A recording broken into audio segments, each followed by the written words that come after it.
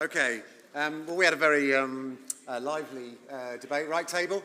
So there's no way I can summarise this in 5 minutes. Our topic was defining the modern map maker, And we talked about how maps had changed, going from high cost per map to negligible, from generic to customised and unique, for the few, whereas now for absolutely the many. And we talked about living inside a visual age, moving from being static to being dynamic and interactive, and we talked about moving from offline to real time. But those may be characteristics of today, but some of the things that we recognise within maps absolutely remain, and Paul talked about it at the top when he talked about storytelling.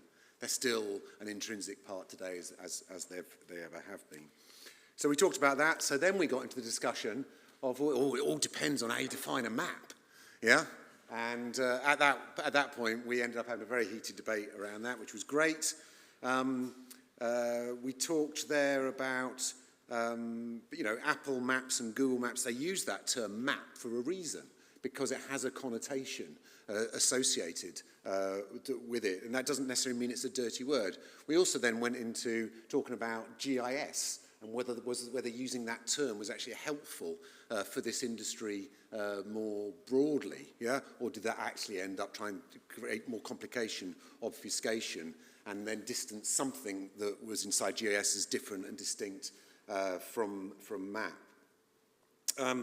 So the first half we were talking about what makes up the modern map, and with sort of that section ended with, we have to kind of break the idea of what a map is today. And we had examples from the university where students don't really associate a Google map as being a map. It's much more an app, or it's a way to get around. So we have to break the idea of what a map is today. And actually we have to break the direct link between maps being synonymous with visualizations. Maps themselves, this is the hypothesis of our table, please don't throw things at me,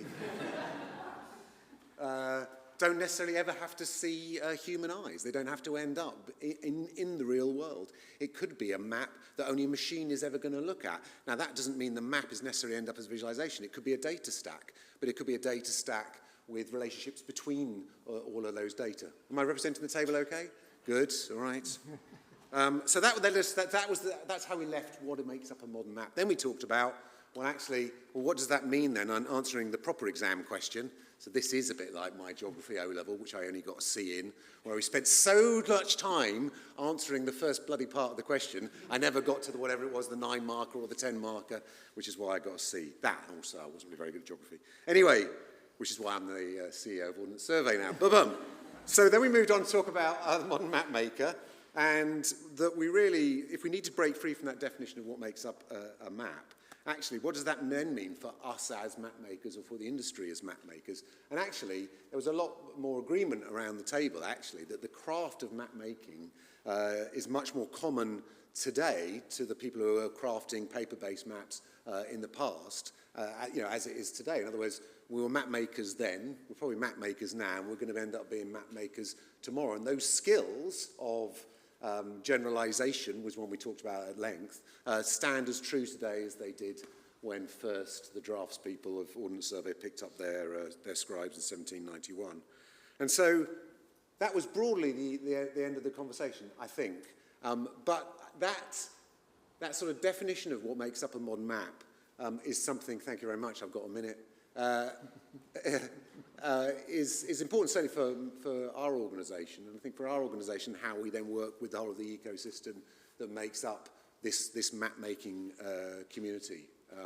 And I think we talked then about actually there's a skills aspect to that. We talked about where the tools are today has made a lot of progress, but in lots of ways they don't necessarily support a broader use of map building capability, a democratization of that building capability. And equally, the data in and of itself is not really in the right shape or the right availability to support that broader use. So I'm going to take that as homework for Ordnance Survey, and I'll have it done by next Monday. Right.